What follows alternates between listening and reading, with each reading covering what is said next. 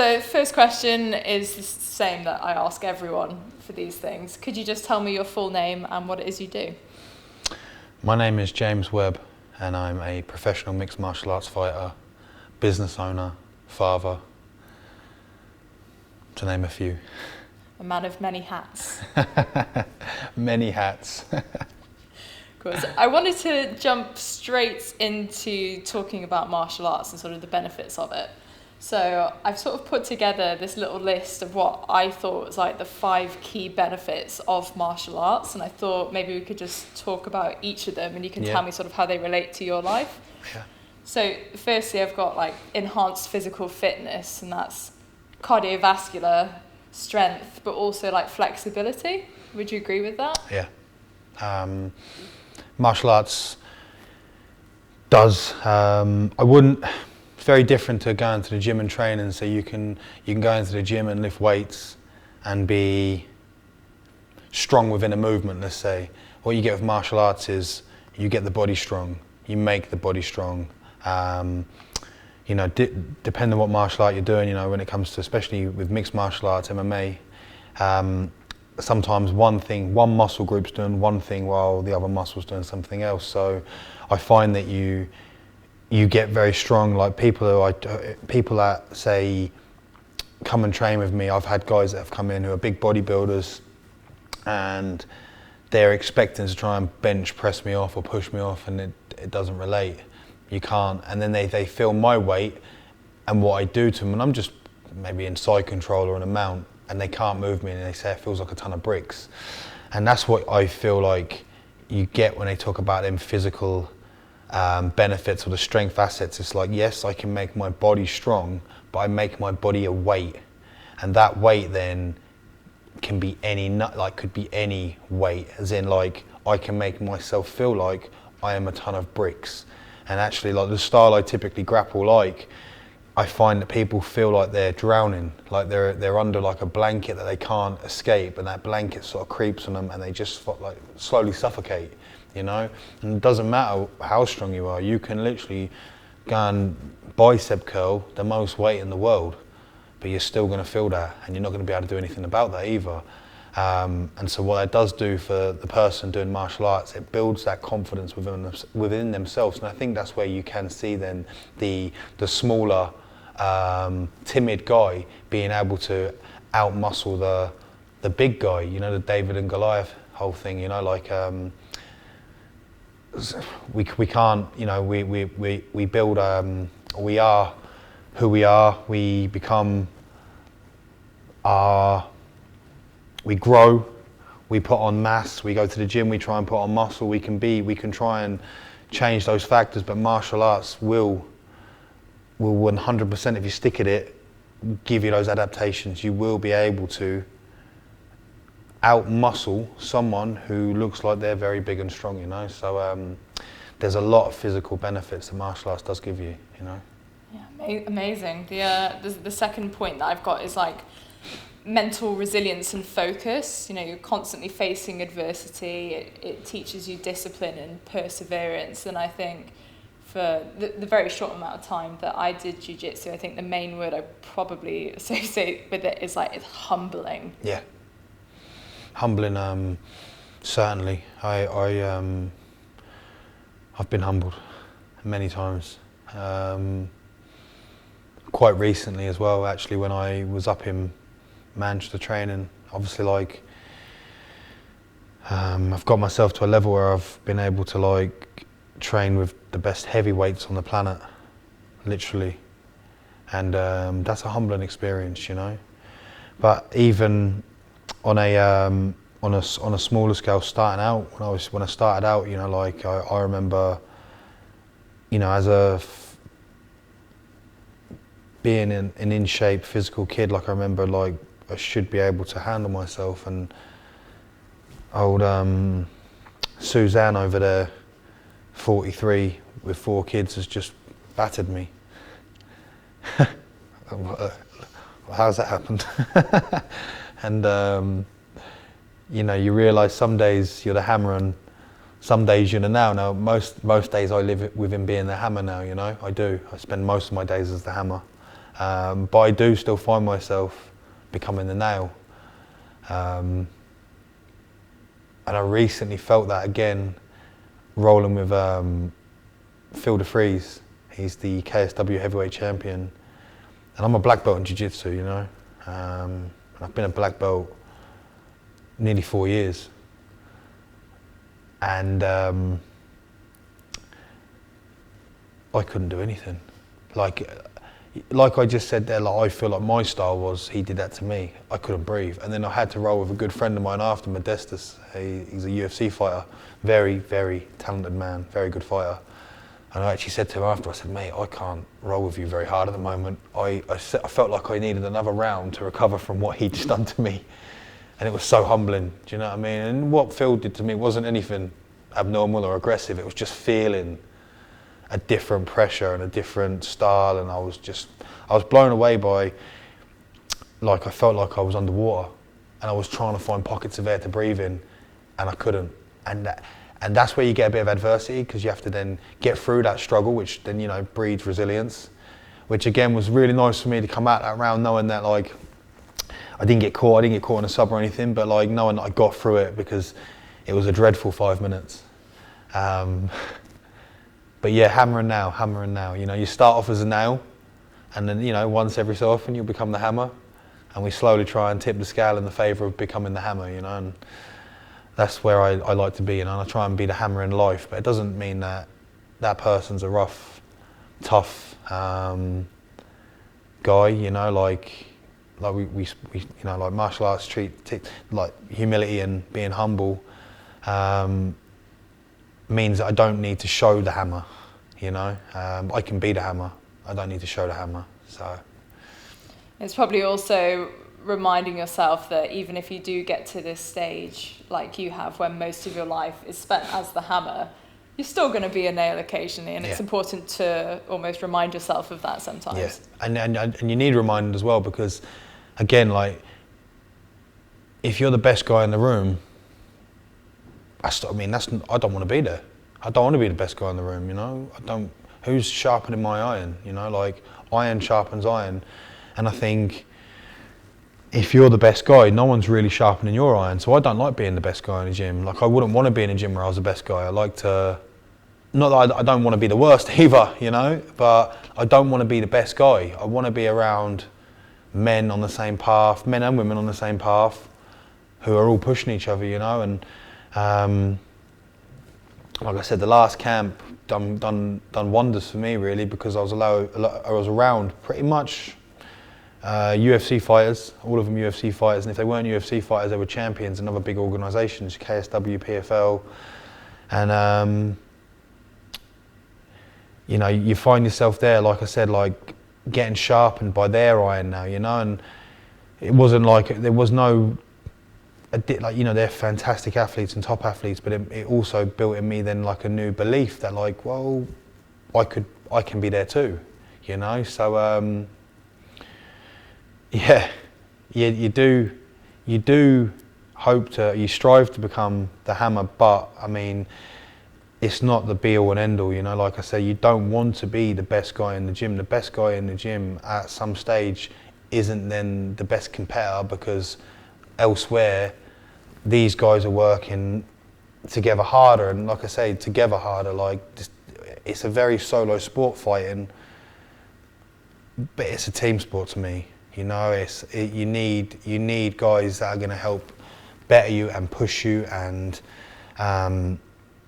keep you on track, do you know what I mean? Like that's another thing as well. Keep you grounded, keep you level-headed, and let you know if you're taking the piss, and punch you in the face if you're taking the piss. And it's been the best thing I could have ever done in my life, you know. I'm eternally grateful for what it's given me. I am, and through the breaks and the blood and the sweat and the tears and the many breaks, it's been worth every single moment.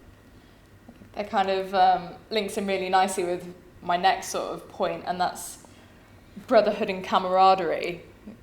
You know, I guess it could also be sisterhood as well, because like the gym sort of becomes your family, and I feel like everyone in an MMA gym always has your best interests at heart. Yeah. So it sort of offers like a really valuable social network, doesn't it? Martial arts. Yeah. I think that's really important. Yeah, well, you know, it goes back to sort of what we said earlier, like within this room here, sometimes I've got CEOs of companies training with a paper boy who's in his last year at school. You get people whose paths shouldn't cross and wouldn't crossing and training together, and we get different religions training with each other, and we get different races, and it's a brotherhood. Like, you know, like you create a community and everyone's for that community, you know, and everyone's trying to better that community, and everyone's trying to better each other. And that's the one thing I've really enjoyed about fighting, is that you find groups of people that are there to help you, you know. And I've been so lucky throughout my career, you know. I met Chris Fields, my head coach, still my head coach, always will be. Even though I don't get to Ireland and train there as much anymore, he'll always be my head coach, because I wouldn't be where I am without him. That was a brotherhood, you know. Like when I first went over to him, I was in my mid-20s, early mid-20s, and lived in his gym. He let me live in his gym. Didn't even know me really to let me live there. But just saw what I wanted and saw the potential, and allowed me to live there. And I was training then off the bat with like UFC athletes, and I was brought into that. And then, you know, like like life happens. I can't control that. Life happens to us all. I met my fiance, and obviously with being COVID happened and the pandemic sort of changed my path a little bit there. And again, like, it's harder to fly away every week because of, you know, I've got family and I've got a gym and I've got a business, and it's harder. And then I've become lucky again, in the sense of, like, I found a very good friend again, Modestus. He just offered himself to train with me, and we started again. Like, it's nice because there's not many big guys around, you know, so got in with him, and he was then up training with Tom. And you know, Tom's the best heavyweight on the planet. Like, I don't care what anyone says, he is the best heavyweight on the planet. And I got, like, invited to go up there, and just almost straight off the bat, like, it didn't feel like I was part of a team, because I feel like all the lads had individually their own gyms and their own teams. It just felt like a bit of a brotherhood, and guys coming together to train to better each other. And I just felt like I fitted in really well with everyone, and it was fantastic. It was honestly, like, such a great thing to do, and I still go up there now and get my training in. And, you know, I know, yeah, he's the best heavyweight on the planet, and they've got some fantastic athletes there that are training there, some very high level athletes. It wasn't the selling point for me. The selling point was how they were, and there just seems to be, like, everyone sort of has a similar mindset. Do you know what I mean? Like, there's no dickheads there. Like, it wouldn't matter if you were the best fighter on the planet, who, if you're a dickhead, I'm not going to want to train with you. And I just felt like I just met these group of guys that were all so kind and talented, and were just willing to let me join their group and jump in. And it was just like a, you know, like, it's, you know, I don't want to say like a brotherhood or a family, but it felt like a really good little thing going on, you know. And I look to continue that, you know. I will look to continue that. Yeah, that's really beautiful. The next thing on my list is very practical, and it's like another one of the benefits, I think, of martial arts is like those self-defense skills. And I think that's why a lot more women are probably turning to martial arts. I know definitely when I started, it was one of the reasons for me, like, being a victim of sexual assault in the past. Like, I really wanted to be able to defend myself a bit more. But just outside of that, I feel like self-defense skills are something that we really used to take a lot of pride in, that a lot of people probably don't have anymore. So I feel like that's probably another benefit, albeit a very practical one. Yeah, I mean, firstly, that's absolutely terrible. I think I mean, you guys will hear this for the first time, but I've been saying this for a long time. Martial arts should be in schools. I'm lucky enough to get myself into schools. I'm lucky enough now to have a contract with the Ministry of Defence and start working with councils to start helping this sort of thing, you know. But martial arts and self-defense itself, it should be, I'm trying to think of the word now, almost like, what do you call it, national, it should be like a national service thing. Mandatory. Mandatory, there we go. There's me trying to tell everyone how smart I am. Mandatory, couldn't get that word out. But it should be mandatory.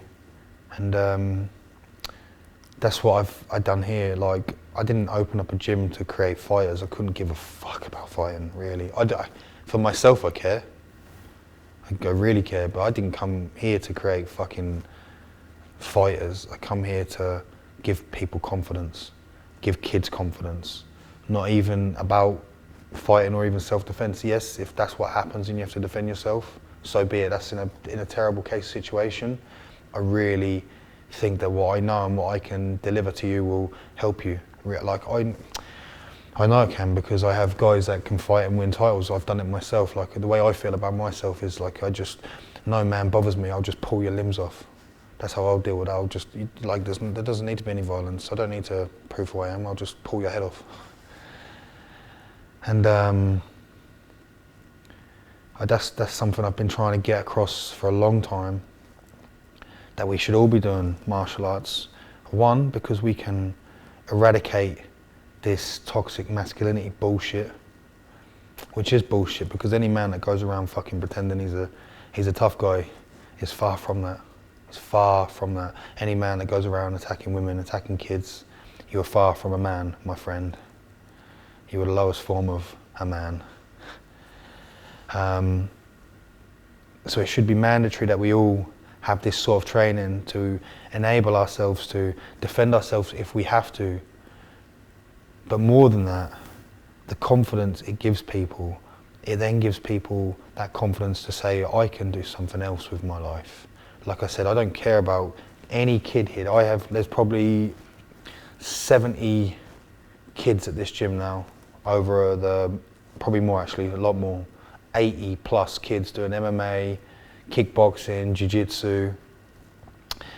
And if none of them become a fighter, I'm absolutely okay with that. But if all of them go away and they've taken something into their life from here, what a job I've done.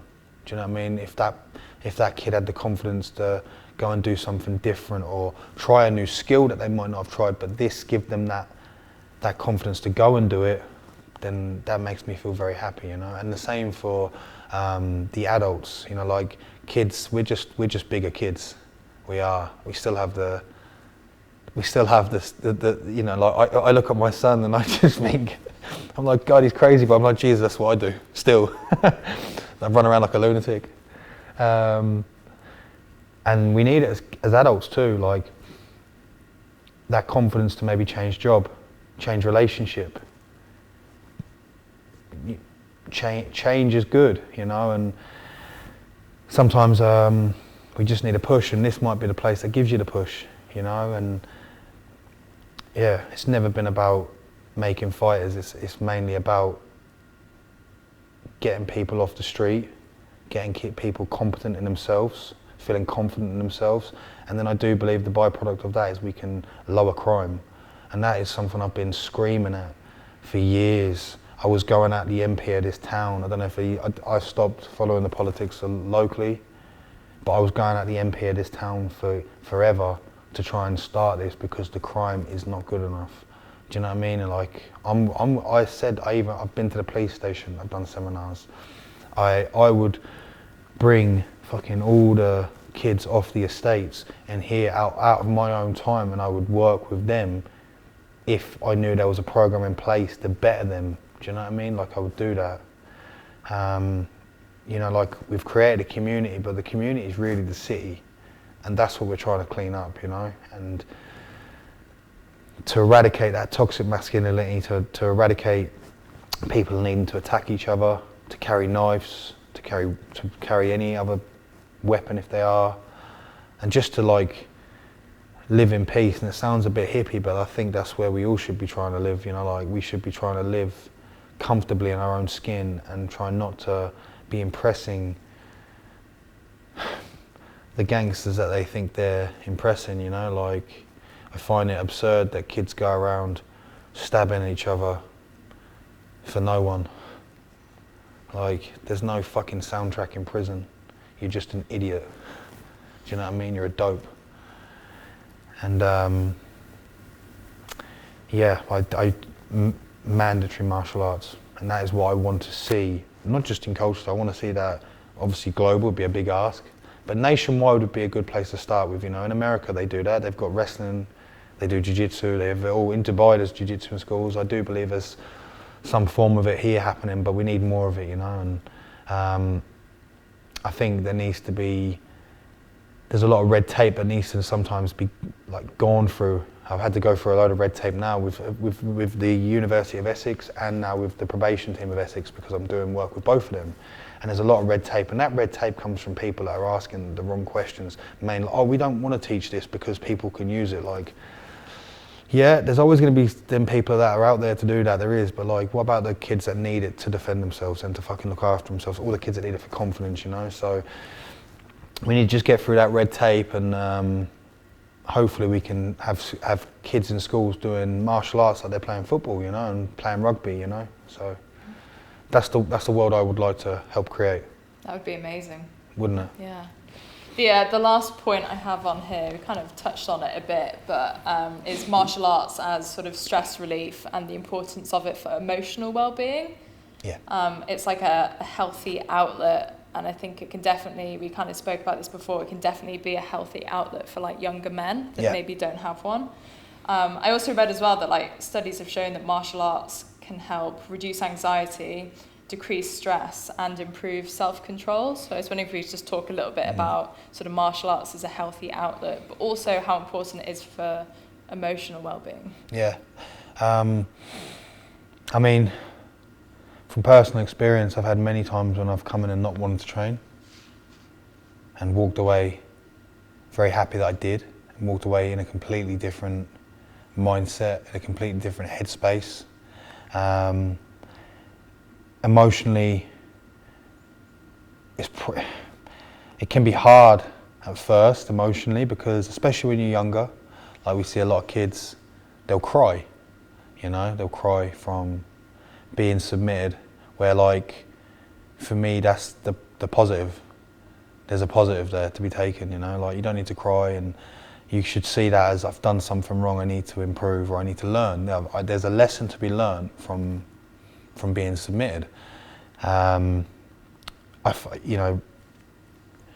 think if even in terms of like, not what it's doing for you during, I think I've had many women come in here, and I've got women that are training that have come from, they're training because they're not themselves anymore. They're anxious, and that's maybe to do with what's going on, current state of the world, which I don't blame anyone for.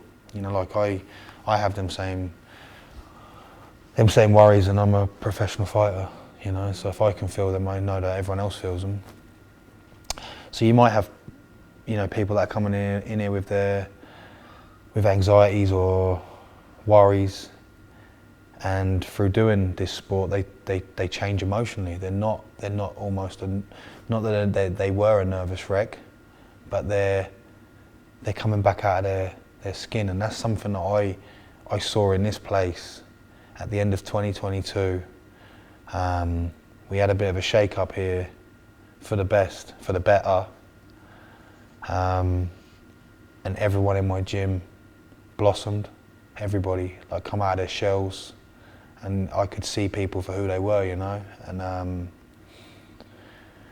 that was a beautiful thing, a really beautiful thing, you know. So again, like I'm not sure if I misunderstood the question, but emotionally, I think you change during the sport, doing it, coming and going from the gym, coming into this environment, I don't see it as an intimidating environment. I feel like I've created a very welcoming, safe place, and it is, and everyone who comes here will say that, but it must be really intimidating to walk into a fucking fight gym, especially when you've got, you know, I've got amateur champions, and then I'm a professional fighter. I've won a world title. I fight at I deem a very high level.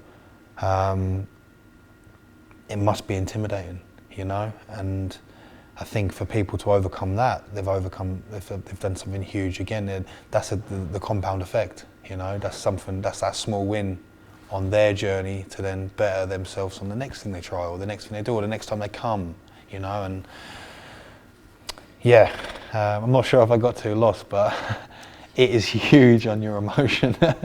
It is huge. And again, you get, on the flip side, I can deal with the resilience in the gym. You know, the emotion of, I'm training, I love training. I put myself in positions with a lot of guys where I'm like getting them to start in bad positions on me, and they're on their neck and they're attacking me, and the resilience I have through sport, I don't get emotional about it, I don't get stressed, I don't get overwhelmed.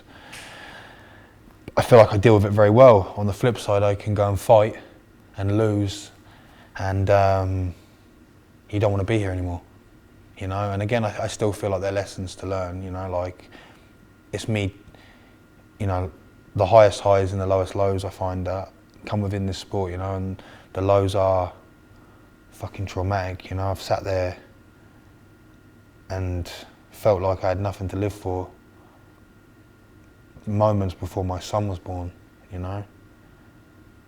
And that's from fighting, but that's also identifying as a fighter and trying to remove that identity, which we spoke about anyway. Yeah, thank you so much for sharing that. That's really beautiful. So that's quite like an objective start to the interview, like talking about the general benefits of martial arts. But I really wanted to get into, because I personally don't know this, what your journey into martial arts was. Did you need it as a healthy outlet, or was it simpler than that? What's been your journey into the sport to where you are now? You know, like as a child growing up, I've always played sport. I was always into sport. I've always been fairly athletic. I think I'm actually very athletic, but I'm just going to be humble. There's not many 105 kilo guys that can do backflips.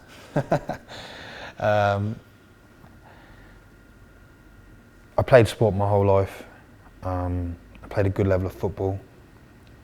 Played for Colchester United up until sort of in my early teenage years, and I got released. Started playing men's football a little bit after that, you know. I was playing men's football around 15, 16 as well. But we were all me and my school friends, like we just used to want to play football, and you know, that's what we did after school. Put our jumpers down as goalposts, play on the field, you know. Sometimes maybe damage someone's fence from kicking the ball a little bit hard, but nothing too traumatic. Normal stuff for, I think, 90s kids, you know, really normal stuff. We used to live like, I live on Ipswich Road, my parents live on Ipswich Road.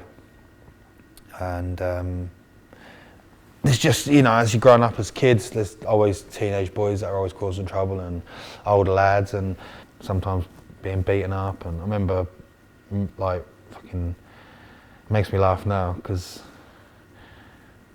oh well, I won't say, but it makes me laugh now just because, you know, we'd be running away from these kids for whatever reason. And so we all started to like try and go boxing. About 5 or 6 of us, we started to box. I was about 13, 14, started going down to Leisure World to box. And it was never to fight really, it was just to learn and to get fit and learn how to throw punches. And I really took to that, me and a couple of friends. And then started going to Hercules a little bit, and actually David come with me once.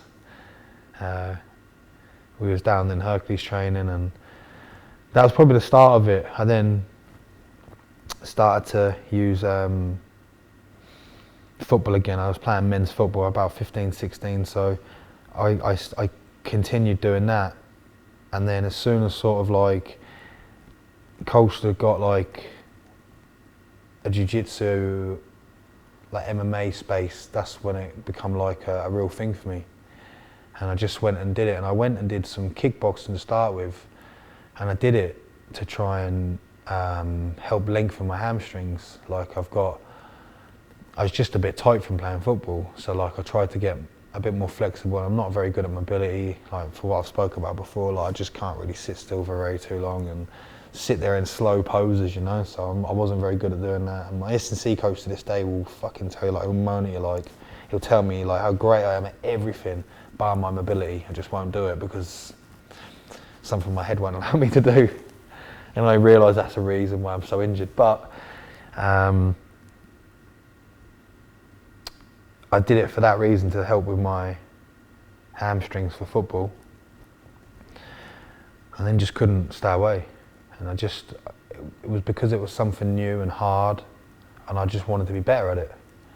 And I never had any anticipation really of fighting. Not that I didn't want to, it's just that I wasn't looking to it. You know, like it wasn't like I was saying no to it, but I weren't searching to be a fighter. But I threw myself in the deep end with it, you know, and I found myself straight away just full-time training. And I was putting everything I had into it at the time, like everything. And I didn't really have any money. I was trying to work, but during that time it was like a recession. I didn't have any work, and I was just trying to do as much as I could to train. And I did a bit of roofing with my dad. He had a company, and I hated it. I just didn't want to do it. All I wanted to do was be training. And then I carried on doing roofing for a little bit longer. I carried on till about 2012. And I think that's when I set up my personal training business for like martial arts. It was like trying to get out of what I was doing, and I wasn't. 2012, I think I got my blue belt in jiu-jitsu, so like looking back now, I'd have been a sham. An absolute sham. Well, I wouldn't have been, you know, but you know, like blue belt me compared to me now is they're different men, you know. Well, one's a man, one was a boy, but that's how it started. So yeah, I pretty much knocked football on the head and committed to this, and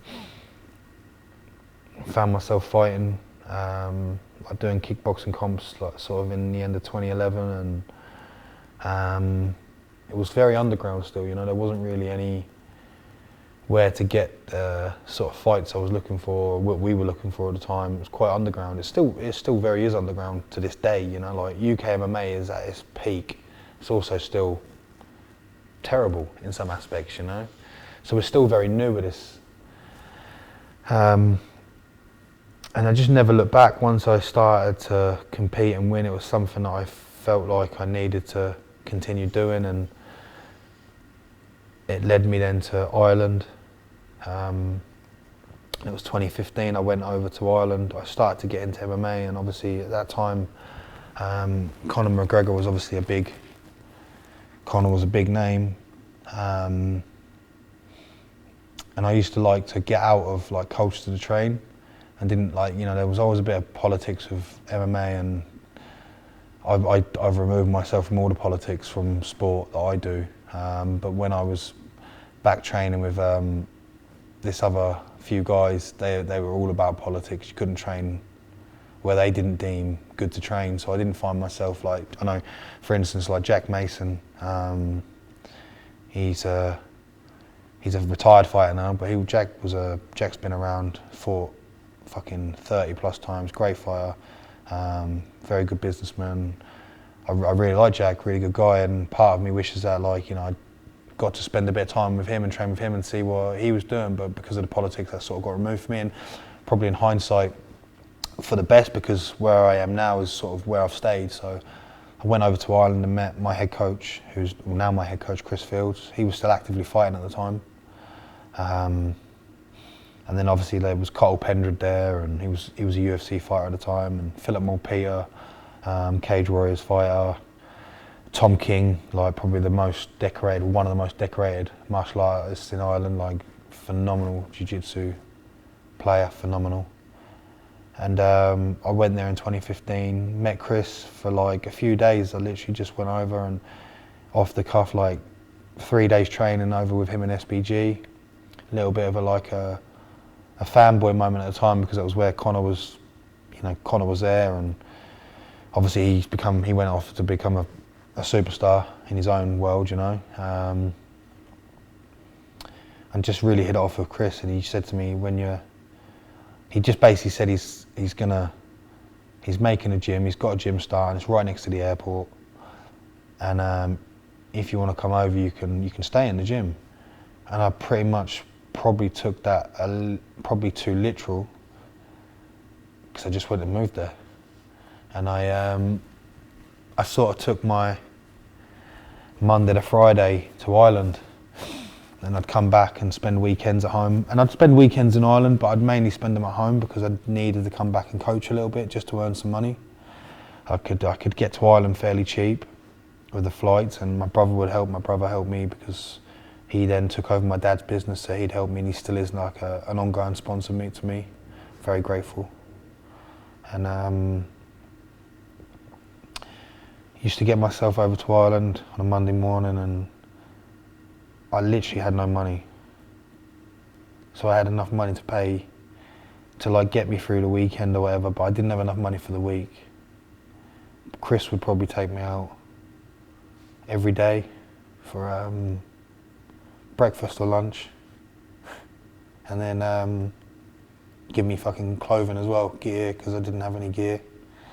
Not that I didn't have any, I had a limited amount, but I couldn't afford to pay for a priority bag on Ryanair, for fuck's sake, because I didn't have the money to. It was just, everything was just as cheap as you could. There was a little fridge in the gym room I had, so I was just staying in the coach's room, and I was on a sofa bed. There was a window in the room, but the landlord didn't like the window. Obviously I wasn't meant to be staying there either. So the landlord bricked the fucking window up.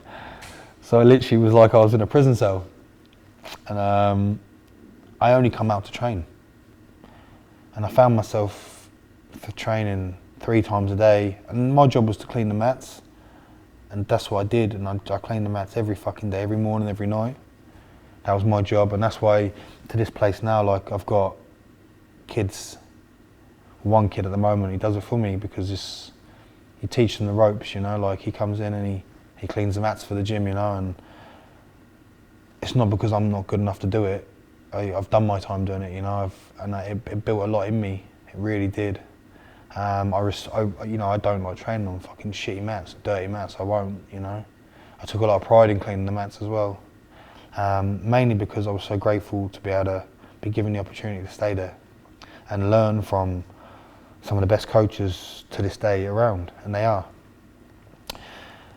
So yeah, I was in this gym and I had no money. There was a little fridge in there, and I found myself living off of like trying to buy like the best deals I could. So you'd maybe find like 2 for €3 bags of Uncle Ben rice, and I'd be trying to find like in the fridge just packs of like meat to eat, and that is pretty much how I used to live. And the boys, Chris and Tom, they used to call me Gollum.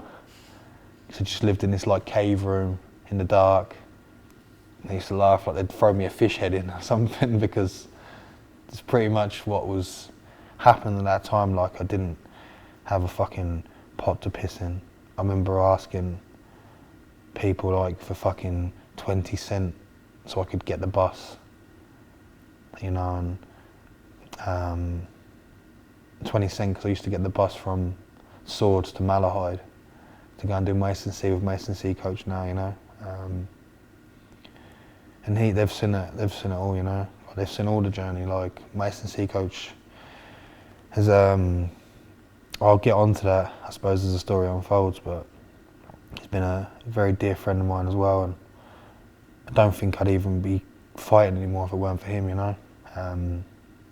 based off of how hard life starts to get. And so yeah, I managed to sometimes with him, as we were training together, if he used to live with his mum's at the time, if ever he wasn't with his partner, his now wife, he'd let me come over and stay and fucking feed me like a cooked dinner and give me a bed, and Chris did the same as well. Like Chris like would be, you know, come and stay here tonight, come, it's warm, we'll get you some food. And when you talk about like family, that was like family, you know, like looking after you. And that went on for years. Like I couldn't really earn money there. It was very hard. I'd be PTing, but you know, it was hard. But it got better. And it got better towards the end after I met Sid, really, you know, like the hard stages of living there were like 2015 to 2018. And then in 2018, sort of 19, I was there, and I started to find myself in like staying at my S&C coaches and Chris's a lot more. So I'd be out of the gym a little bit. But you know, you couldn't guarantee you'd be getting a bed or anything, and I wouldn't guarantee it either. I wasn't the sort of person to say like, can I or am I staying? You know, like I wouldn't be like that. You know, it'd almost be like if I'm asked,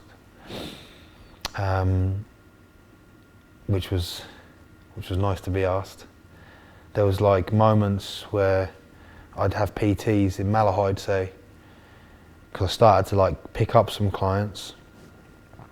And one of the other guys that used to live in the gym with me, Al, he was from Cavan, but he used to work in Dublin, but he'd be working in Dublin sort of like how, like my brother would be working now, like I've got to go to London in the morning, so he's got to get up early and leave early. Now like Swords to Malahide, on a bus is like 20 minutes, but by car it's like 5-6 minute journey. And he'd have to like drop me off at like 5 a.m. and I'd be literally, and like it was seen by a lot of the guys, I'd be just standing or sitting in the doorway fucking freezing, and I'd be doing that 3 times a week, and I'd be going around the flats trying to get into the flats to get some warmth, because I'd just be fucking sitting outside freezing my ass off. And I think, I look back now and know that I proved something to myself, but I proved to the guys that like were invested in me how much it meant to me.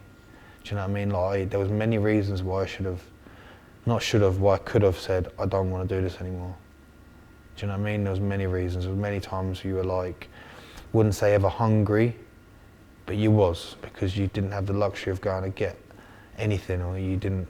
I couldn't even go and fucking buy a coffee, you know. And it's the lifestyle that I didn't want to live, but I had to live to become who I am and become, I suppose, grateful like I am. I'm eternally grateful for the things that have happened to me, because they've led me to this now. I've been sitting in, like I say, my S&C coach's house, in his mum's bath and his sister's bath, like injured, broken, can't move, with like an IV stuck to me, you know, done some crazy things like that. I remember sitting in his mum's front room with an IV stuck to the door where we were like robbing the IVs from the clinic. We worked in the clinic, or he did. We weren't robbing them, the materials were his to use, you know. We just couldn't legally do them. He couldn't legally do that to me. So we'd be taking them. Like the guy who owns the clinic, Owen, he's a good friend of mine and a very good friend of Adam's.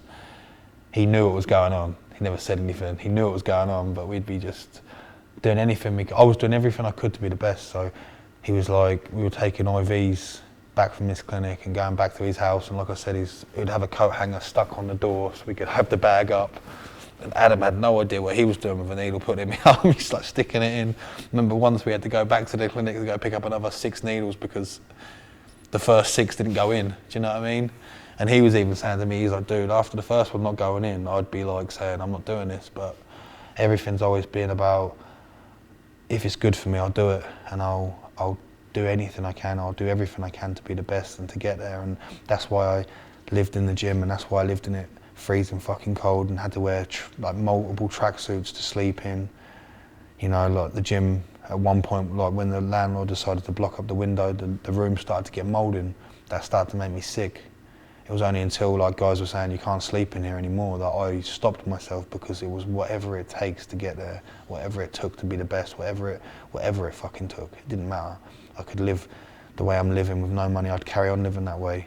and I'd just keep knocking on the fucking door, or I'd keep sitting in the cold, or I'd keep sleeping in the cold to keep making that opportunity come alive, or make that opportunity come alive.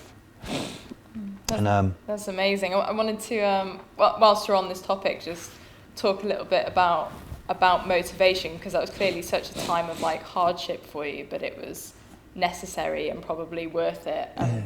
I've got a quote here, and I want to see if it like resonates with you at all.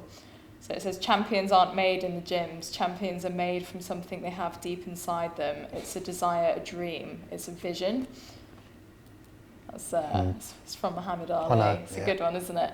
I just wanted to know if you resonate with that as a fighter, and sort of like what kept you pushing through that time of like deep adversity and hardship. Is it because you knew that you could be a champ? Like what was it that was? I knew what was I could. Your why? The why was just the level of guys I was training with. So like when I was there, I was an amateur fighter, but like I was training with like UFC athletes. I was training with world champions, and I was training with some of the best men in Ireland. And going back to that compound effect, those day in, day out training sessions where you're the nail, I was a nail on many occasions. I started to see myself become the hammer. And you know, the hammer wouldn't be around the hammer wasn't around much, but he'd come out here and there. And that was what kept me going. Like, if I was getting destroyed and there was no fulfillment, or I couldn't see the benefit, or them guys were just a load of dickheads, I wouldn't be there. But they were fantastic to me. They took me in. They gave me a bit of a hard time because I was English. But you know, like as much as I sit here and I can feel emotional about all those times, they were great times as well. Do you know what I mean? Like, I was, in a sense, free. I didn't have anything, but I was happy.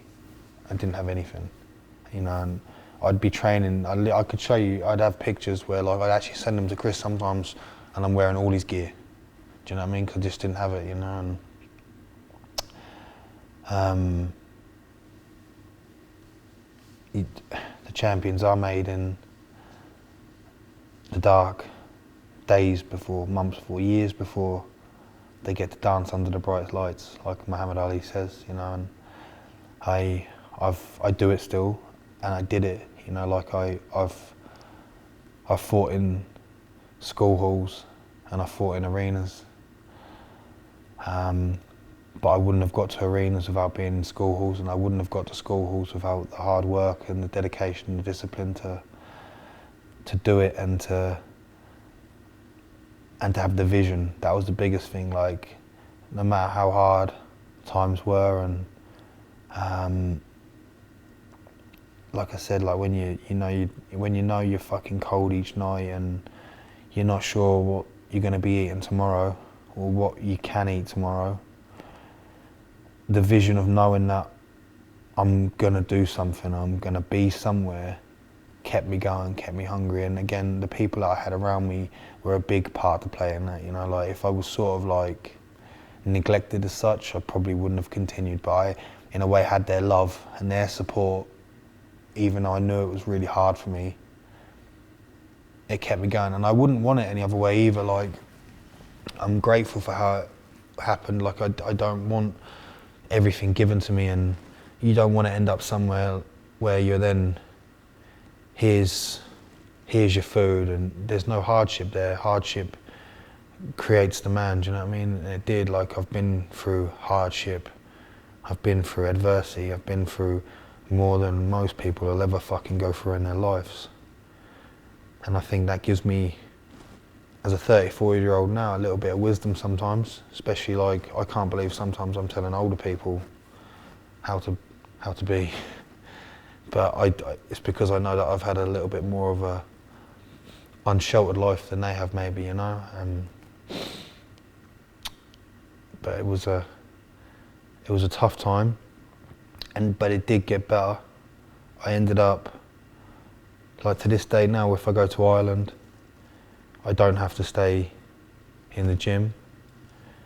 I created great connections with people. I I had a chef come the end of my time there, who is a very good friend of mine, and he's a fantastic chef, fantastic, one of the best in Dublin without a doubt. He's already been made it, and he started to do like food prep for me and meals for me, and then his restaurant started to give me like discounted meals, and that was a fucking huge help, you know. And then all of a sudden I was getting kit sponsors, and that come from going through the shit.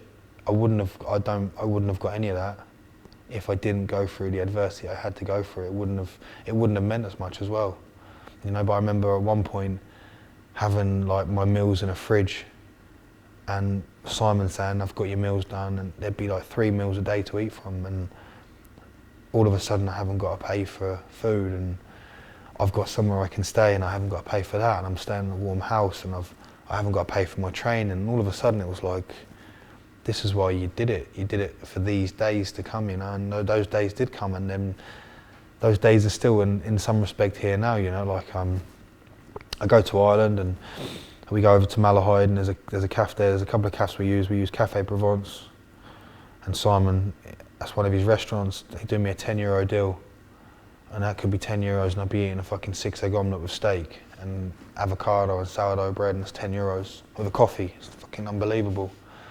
And then on top of that, I've got his food that he's giving me meals for. Also on top of then going to eat at his restaurant, and we'll go into his restaurant, me and like maybe my S&C coach, or me and my head coach, we used to do after fights. I'd be given this massive discounted spread where he's just cooked you up like some of the best food you'll ever eat, and you're just like, how does this happen, you know? How? And like now, if I could do that now. I'd go over, he'd look after me, you know? And it all just sort of started hitting me at once. All of a sudden, people wanted to sponsor me for clothing. People wanted to give me fight gear. People wanted to give me gloves. People wanted to give me shin guards. You know, I got to open a gym, and my mats come at a good discounted rate. The bag in front of me here was free, you know. The logo behind me on the mat here was free. The mat here was free because now I'm sponsored by Zebra, but I started working with them, and I'm, you know, from what I've achieved and what I've done, people have that belief that I have in myself as well, you know, and they're more willing to help you, and they see what you're doing, and they understand what you've done, and they want to be a part of that, you know. And that's now sort of my role in a way. Like I need help still to this stage, you know what I mean? Like, especially as a professional fighter, like I have a lot of overheads now.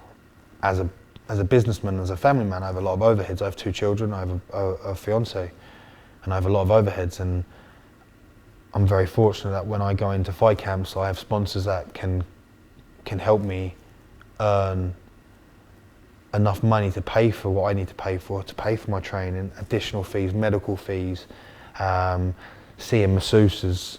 I have a sponsorship from a very good osteopath, you know, a very good osteopath, but I can't always get in to see him. So like sometimes I have to go and I see a sports masseuse guy here, Dell, and that's what their money goes towards, you know, like paying for care for myself to be able to get to the fight, you know, and pay for my family to be able to pay my bills, and yeah, make my life a little bit easier than it is, you know. Yeah, I wanna start talking a bit about your family. You know, you've just welcomed your beautiful daughter into the world, not but 2 days ago. How many hours? I was about to say, now? She's now.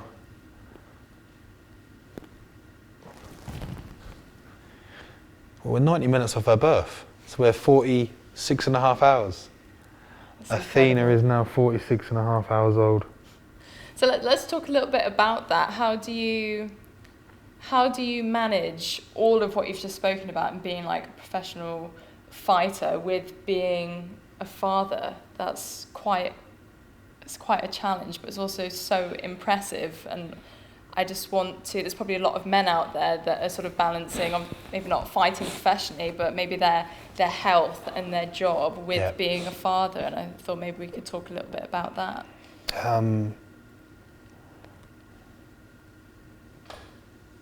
Sid. So without her, none of it would be possible.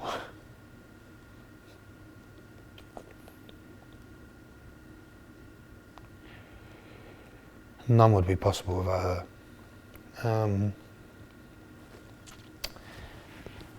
I said it to her the other day, I said, when my fight got postponed, that hurt me. For most guys, they'd be relieved the fight's off. I wasn't. Like, fighting pays me. I have a family to pay for. I enjoy fighting. And I was devastated it got postponed. And I knew that September was going to be a bit of a tougher month because I don't necessarily work. I'm in a fight camp and I was 3 weeks out from a fight and I definitely wasn't working at that point. Everything was me being selfish with a second child imminent. And the plug's been pulled on that, and then you're looking, I'm looking to Sid thinking, the fuck does she deserve to be put into this for, Like, I've dragged her into my life on this mad journey and she's just put up with it. And I think she enjoys it as well, like it's given her a nice lifestyle, We both work very hard, but we both work very hard on our passions and things that we want to be and do in life. We both are on the same trajectory. We both know we're going to be millionaires. We both know we are. We're on our way to it. We already are with how free we are of our time, But I couldn't do any of this without her at this point, She is a fantastic mother. There's not many people I think that would give you the freedom to be able to do what you like as such. I don't do what I want, I do what I have to do because it's my job. So I don't do what I want. But it looks like I do what I want because I love what I do. And she gives me freedom to, go and train and leave for days at a time. And she supports that and she's fully on that journey, and she was fully on the journey of me maybe being distracted from not being there at the birth of my daughter because I'd have to be away in training, and she was on board with that. And if I didn't have that stability from her, I don't believe it'd be possible for me to do, especially at the level I'm trying to do it at. You can get hurt, you can get really hurt, and you've got to be all in. If you're not all in, you're going to get hurt. And I am all in, I'm more than all in, I'm so all in, I've brought them all with me. But yeah, she's helped more than anyone. My mum's helped me a lot. She used to take me to the airport and pick me up and all that sort of stuff. Couldn't afford anything else, so my mum would take me, And then it turned into Sid doing it for me, and she's just supported me from day one. And I know what she's given up to support me, and I know what she's given up to have 2 children, and her goals haven't slowed down, or her ambitions, but she's given up a lot of herself. She was a really good singer. I know everyone will say that their partner was really good at something, but she was actually a very, very talented, and she is a very talented singer. She was on Stars in Her Eyes as a kid. We both love Celine Dion. I think she loves Celine Dion more than me. She was in a band, and she stopped sort of pursuing her own hobbies and her own sort of life fulfillments to jump on board with me. So everything that I do, business, sport, and this is a reflection of her, and there's no I in team. It's me and her, and it's not just me and her, we have a team, do you know what I mean? And we are a team together, but we have a team around us, you know, and that's from guys here to friends and family. So like she was my support, and then through that we've created a support for both of us, you know, and I couldn't thank that woman enough, and there's definitely not a better woman on the planet. And the moment I met her, and the moment I saw her, I was infatuated with her, you know. I was obsessed with her. I wouldn't say obsessed actually, but I was, like, I knew that she was the one, you know what I mean? Like, as soon as I saw her, she was the most beautiful person I ever saw. She always thinks I'm mental when I tell her that, but she was, and she is, and I can't believe how lucky I am to get her, you know, like, she's fantastic in every area of her life. When she's not pregnant, when she's pregnant, when she's a businesswoman, she's a fantastic woman to have in my life, and I think that's key for a lot of success. I think it's key for success in anything, not whether it be in family or a goal, or you need to be both on board that journey, you know. And if someone's not really on board, the ship doesn't sail the way you want to go. You're gonna, you know,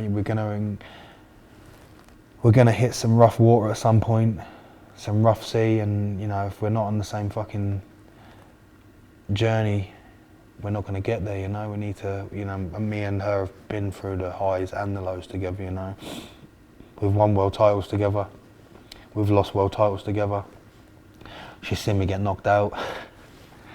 Probably not something she wants to see, you know. She saw me get knocked out, you know.